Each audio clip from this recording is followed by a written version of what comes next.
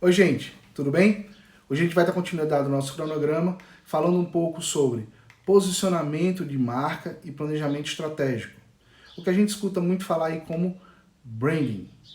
Branding vem da palavra em inglês brand, que significa marca.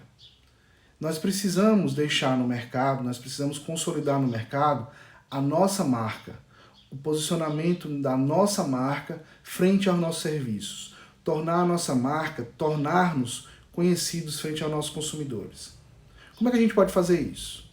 A primeira coisa que a gente tem que lembrar, ou tem que entender, é que a gente precisa ter um pouco de autoconhecimento. Eu preciso saber quais são os meus pontos fortes e os meus pontos fracos, tanto pessoal quanto profissional. Eu preciso saber o que é importante, tanto pessoal quanto profissionalmente.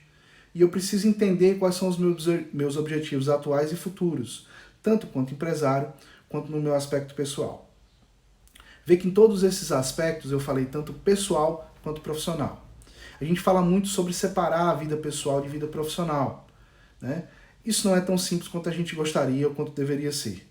Principalmente quando nós estamos à frente do nosso negócio, que é o caso, por exemplo, do consultório. Tá? Então, a gente tem que ter uma separação, muito cuidado com o que posta, com o que fala, com o que emite opinião. Mas, ao mesmo tempo, isso torna a gente mais humano. No nosso caso, principalmente, onde a gente lidar com emoções, lidar com pessoas às vezes fragilizadas, pessoas com dor, isso traz uma empatia. Tá? Isso faz com que o cliente se espelhe na gente ou ache que a gente é gente como a gente costuma dizer. Tá? Isso acontece com a gente também, quando a gente vê um artista, quando a gente vê um cantor, quando a gente vê mesmo um dentista mais bem sucedido. Isso aproxima as pessoas, embora a gente tenha que tomar muito cuidado para separar isso. Então a gente precisa entender quais são os nossos pontos fortes, como é que a gente investe ainda mais nesses pontos fortes, como é que a gente torna esses pontos fracos em ponto forte, o que é importante para a gente, quais são os nossos valores, né, para que a gente leve isso para a nossa profissão e quais são os nossos objetivos atuais e futuros. Não tem como o meu objetivo pessoal ser totalmente diferente do meu objetivo profissional. Eles têm que caminhar em paralelo. Tudo bem? Para a gente começar a falar de branding, então, a gente precisa saber um pouquinho ou entender o que é a segmentação de mercado. Se a gente voltar um pouquinho algumas aulas, a gente vai lembrar que o marketing ele é a ciência de satisfazer as necessidades e os desejos das pessoas.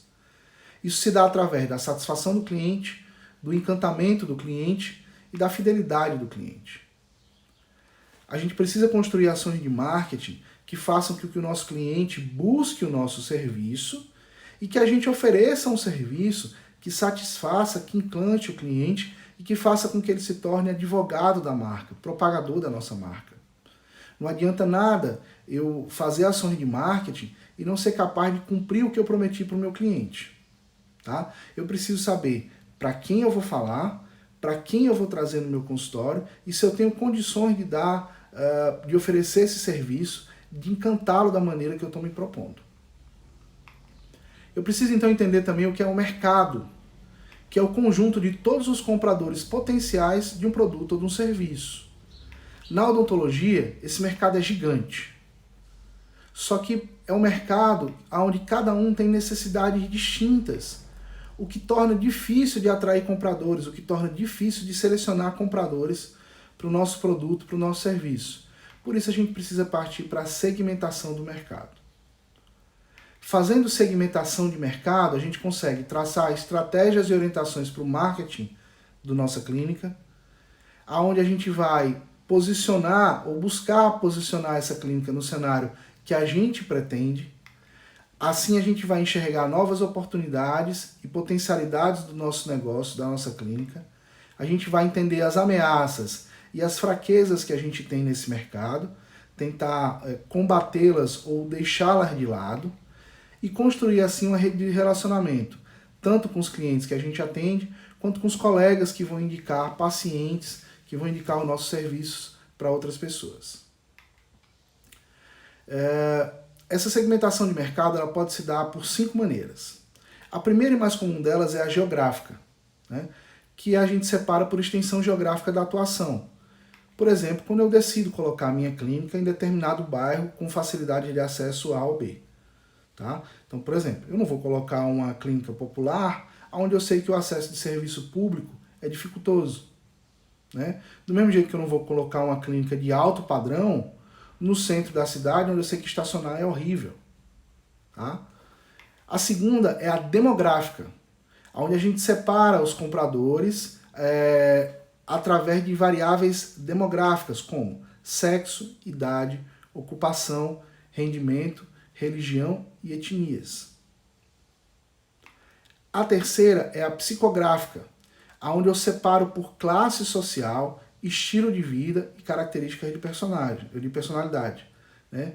Como, por exemplo, o dentista que se muda para o litoral, né? O cara que gosta de fazer surf, então ele é o dentista referência dos seus colegas surfistas. Por quê? Porque você tem aí gostos parecidos que tornam essa relação mais fácil. A separação, a segmentação por especialidade, né, onde eu só vou atender casos que são da minha especialidade. Eu, por exemplo, eu não atendo casos de endodontia, tá? Eu não atendo casos de cirurgia avançada, ok? Isso tudo são condições para quem é especialista na área, é um tipo de segmentação. E a origem de clientes, que são os clientes que vêm de convênio, clientes que vêm indicados por outros profissionais que você é referência, ou pelos próprios pacientes que você atende na clínica. A partir dessa segmentação, a gente consegue posicionar os nossos serviços. Esse posicionamento de serviço é a maneira pela qual nossos serviços vão ser definidos pelo consumidor-alvo. É o local que o nosso serviço vai ocupar na mente desses consumidores frente ao serviço de outras empresas. É a imagem que a empresa vai passar para o mercado, de tal forma que a gente consiga vantagem competitiva frente aos concorrentes, na hora dele escolher qual serviço ele vai escolher. Você precisa imprimir no seu cliente, no seu potencial cliente, a ideia de que você é a referência naquele produto, o serviço, e quando ele precisar ele vai procurar você e não outro. É o que fazem marcas como Starbucks, Banco do Brasil, McDonald's, Apple, Nike, Instagram, Sadia e a Unilever. A gente tem que lembrar que clientes compram benefícios. Cliente, muitas vezes, o preço ele é uma peneira muito fina, muito no começo. O que o cliente está buscando é o benefício daquele produto ou daquele serviço que ele está buscando. Todo produto ou serviço apresenta características próprias, benefícios e vantagens. As características são as condições intrínsecas a cada produto ou serviço, como, por exemplo, uma prótese metal-free ou um aparelho ortodôntico cerâmico. Essas são características desses produtos. Os benefícios são a verdadeira utilidade desse produto ou serviço. É a necessidade específica associada a esse serviço que é responsável pela compra final. Por exemplo, numa prótese metal-free, qual é o benefício dessa prótese? Que ela é mais natural, que ela vai ser mais mimetizada em relação aos dentes laterais, que ela vai ter um melhor acabamento, ela vai ter uma melhor estética no final do sorriso. Esse é o benefício. Isso é que faz com que o cliente escolha entre ela e uma prótese metalocerâmica. Não é a diferença de preço. Existem também as vantagens, que aí são apenas comparativas e facilitam a aceitação de um produto ou serviço. Por exemplo, na prótese metal-free, eu tenho a vantagem de conseguir entregar essa prótese muito mais rápido que uma prótese mecânica. Não é um benefício. Isso não é um benefício para o cliente. Isso é uma vantagem. Tá? O benefício, nesse caso, é mostrar para o cliente que essa prótese vai ser mais estética para ele no final. Tudo bem? Com isso, a gente precisa então basear nossas estratégias de posicionamento. Essas estratégias a gente precisa conhecer o nosso público atual e saber qual é a percepção desse público frente aos clientes da nossa empresa. Tá? Isso se dá através da pesquisa de satisfação. Essa pesquisa de satisfação vai levar a uma tomada de decisão de marketing da nossa clínica, indicando o grau de relacionamento nosso com nossos clientes e a percepção dos clientes em relação aos nossos serviços. Sempre que a gente compra alguma coisa por telefone, ou precisa usar um produto por telefone, as empresas pedem que a gente avalie o atendimento para saber se o atendimento demorou, se foi resolvido, se o atendente foi cordial, né? A gente costuma chegar em empresas que têm essa caixinha de sugestões. Isso tudo é para quê? Para que a empresa, para que o serviço busque se adequar às necessidades do seu cliente. Essa pesquisa ela pode ser feita através de um formulário eletrônico, através de um formulário impresso, através de uma pesquisa telefônica ou mesmo através de uma dinâmica de grupo, certo? Para a gente é muito mais comum formulário eletrônico ou formulário impresso, certo? Mas essas outras maneiras também são possíveis. Vocês fizeram isso durante os últimos 5 anos, né? Preenchendo lá a avaliação institucional que vocês faziam a cada 6 meses. Isso serviu para que a faculdade, ao longo desse tempo, fosse buscando reforçar os seus pontos fortes, fosse buscando melhorar os seus pontos fracos e atingindo, às vezes, demandas ou serviços que ela nem sabia que existia uma necessidade. Quem disse a necessidade foram vocês. Essa pesquisa de satisfação deve ser feita tanto com quem frequenta o consultório, nossos clientes, quanto com quem indica pacientes para o nosso cliente. A primeira pesquisa de satisfação que a gente faz começa na anamnese. A gente vai descobrir quem é esse cliente, como é que ele chegou ao nosso consultório, qual é a ocupação desse paciente, para a gente poder entender como conversar com essa pessoa, né?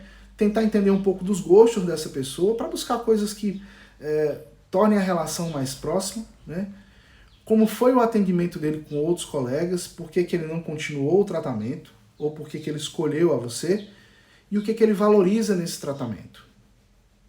Isso vai fazer com que a gente conheça melhor o nosso cliente, com que a gente alimente as nossas informações de marketing, para que a gente possa, a partir daí, trazer ações customizadas de encantamento, ações customizadas de engajamento dos pacientes nos nossos serviços.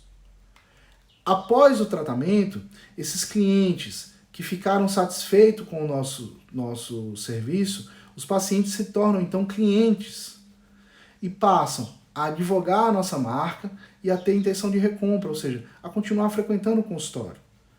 De 6 em 6 meses, de ano em ano, de 2 em 2 anos, não importa. Mas que ele, quando precisar do serviço odontológico, ele vai lembrar de você. E a gente tem que entender que mesmo o paciente não sempre vai estar satisfeito, e que mesmo o paciente satisfeito, ele pode ter críticas a lhe oferecer. Essas críticas são um sinal de que ele quer continuar como seu paciente.